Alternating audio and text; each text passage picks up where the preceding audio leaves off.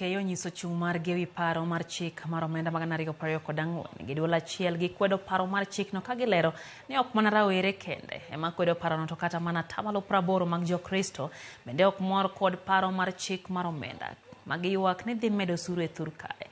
Kanisa bende oseobila kuom tiyo gi teko mathoth e keyo jong'anyo kagidwa ni telo mochung'ne ng'iyo kaka obila tiyo IPOA mondo mi otim nonro e gima ne okelo tho mar jong'anyo ariyo ma tho margi oseluongi nying obila. Religious leaders in Kenya stand in solidarity with the citizens voicing rejection for the Financial Bill 2024. The Finance Bill 2024 has galvanized palpable citizens' political movement across the country, fronted by the youth, vehemently resisting the assertive push by the government to pass the infamous bill, which is set to introduce punitive taxes. This is not a push by the youth alone.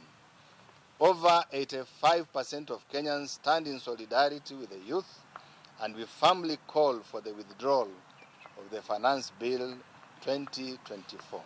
Police officers are using excessive force, which has sadly led to the death of 2 young Kenyans, and ask Independent Police Oversight Authority to conduct speedy investigation to give the families closure.